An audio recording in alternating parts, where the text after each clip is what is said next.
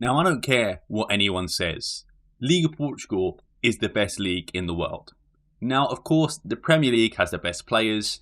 Italy and Spain arguably have the best tactics. Saudi has the most money. But there is no better league in terms of controversy, in terms of funny moments, in terms of overall entertainment value than Liga Portugal. Over the years, we have had some fantastic moments, some of the funniest moments I've ever seen watching football. However, just because it is entertaining doesn't mean there's also some controversial moments in there. And today we are going to be looking at the craziest and most controversial moments, as well as some funny moments that have taken place in the Liga Portugal, and probably why it is a league unlike any other. Porto and Sporting 3 seasons ago had it all.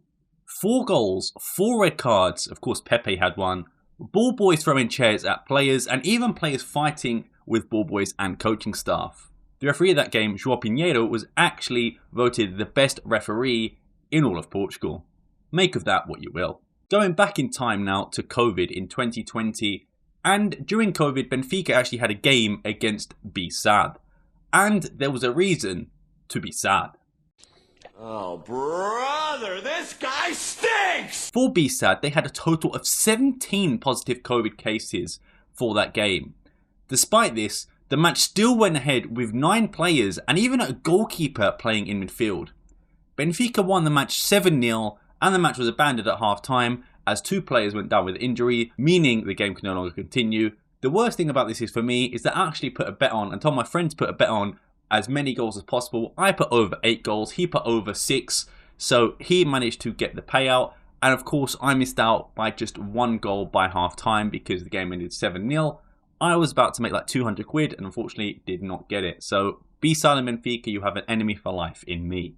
Moving on to a topic I've spoken about before and I've even made a video about. In May 2018, just a few days after Sporting missed out on next season's Champions League and 5 days before the Portuguese Cup final, 60 so-called fans invaded their training complex and physically attacked players and staff. Bas Dost arguably receiving the worst, getting a belt to the head, leaving with visible scars, but also this led to a lot of rescinding of contracts and players like William Carvalho, Rui Patricio, and at the time Bruno Fernandes terminating their contracts with Sporting. Some more light-hearted stuff now. In January 2018, Porto's match versus Estoril was suspended after damage to the stadium was discovered halfway through the game. In the match, the Porto was actually losing 1-0 at half-time, was then called off.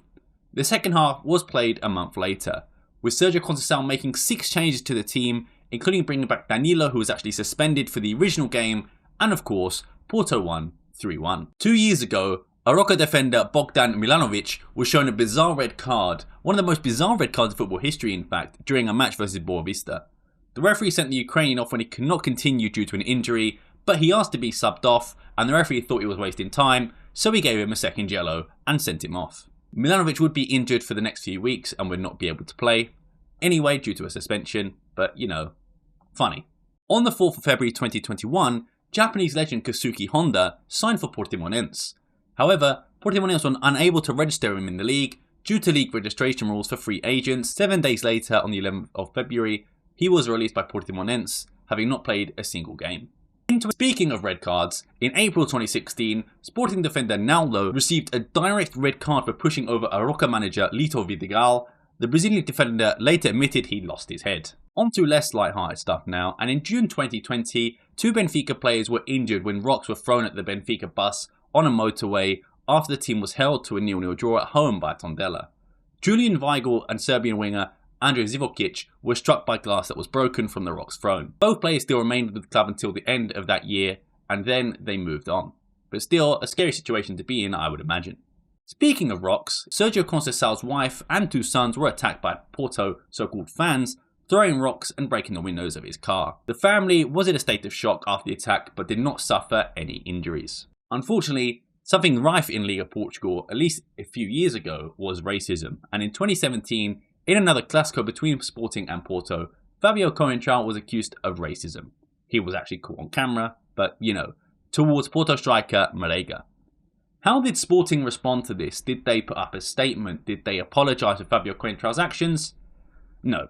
They posted a selfie with William Carvalho and said, how can he be racist? He has black friends. And unfortunately for Marega, this would not be the last time that he would be racially abused in Portugal. as in a match in February 2020 against Vitória Guimarães, the former Guimarães striker Marega was actually racially abused by the fans. So what did Liga Portugal do? A few weeks later, they issued them a stadium ban. The issue?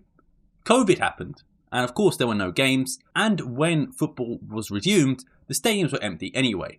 So the punishment was given during COVID and never actually fulfilled. It was originally a 3-game ban, but of course it was appealed by Vitória Guimarães, but the punishment didn't even end up happening anyway. Vitória Guimarães were actually fined €14,263 for incidents during the match. Where does racism slot in that, do you reckon? So the biggest fine was €4,017 for pyro, €3,392 for, quote, banned objects, €7,140 for chairs thrown. And for racism chance, if you can do the maths and you guessed €714, you would be correct. Just absolutely shameful. Some more light-hearted stuff now. Benfica coach Roger Schmidt gets sent off by throwing a water bottle back to a fan who threw it at him. Not really a red card in my opinion, but still funny. Back to a time just before COVID in January 2020, Sporting lost to Braga with future manager Ruben Amorim at Braga. In a very crazy game, Yannick Bolasie, Jaime Mathieu, Eduardo all got sent off.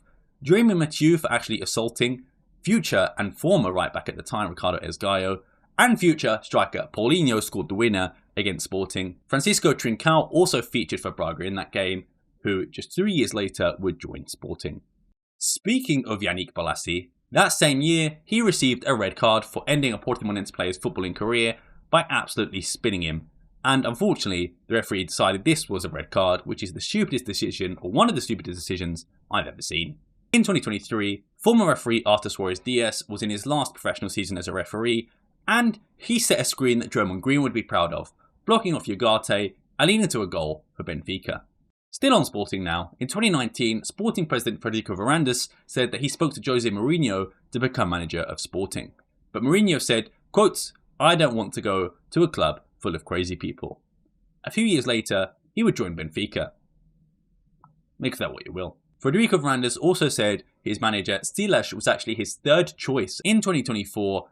In a bid to save his presidency, Pinto da Costa got Sergio Conceição and Pepe to sign new deals. But the caveat was that they would only be valid if he stayed Porto president. Pinto da Costa of course lost the elections, and Pepe and Sergio Conceição both left 2 months later. Speaking of Pinto da Costa, in early 2000s he was accused of offering prostitutes and money to referees to get favourable results.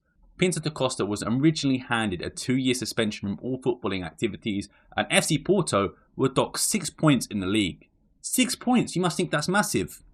No, because at that point when they were docked points, they pretty much had already won the league.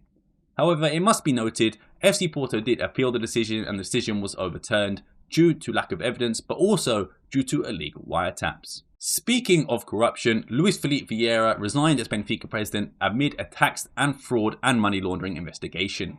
He was detained and placed under house arrest, but denies any wrongdoing, so naturally, his second in command, Rui Costa, became president. Speaking of Benfica in corruption, Cesar Boaventura was being tried in court for attempting to bribe 4 Real Ave players, Marcelo, Salien, Cassio and Leon, in the 2016 season to deliberately lose/get sent off in games against Benfica in the 15-16 season. It should be noted that court case was actually not targeted at Benfica because it was not proven that the agent was actually working on the club's behalf. He was doing it on his own. But just the background says of Boaventura, he is an agent and entered the world of football through his father, who introduced him to Luis Felipe Vieira, the Benfica president, until 2021.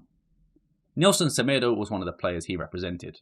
Boaventura was alleged to meet Cassio in a car park at the end of a team training session on the Wednesday before the game with Benfica on the 24th of April 2016. Cassio would say he introduced himself as a businessman and told me that he was interested in Benfica winning and that I could facilitate. Marcelo de Rio, centre-back who later played for Sporting, said that he was offered the exact same deal but thought of it as a joke. Leon has stated that he was offered a similar deal, saying, quote, "They spoke of a proposal of €80,000 to get a yellow card in the first half, give away a penalty and be sent off in the second." Cesar Boaventura was actually sentenced to 3 years in prison with a suspended sentence, but like I said, Benfica weren't targeted by the court case. However, it was proven that Cesar Boaventura, according to the courts, acted on his own.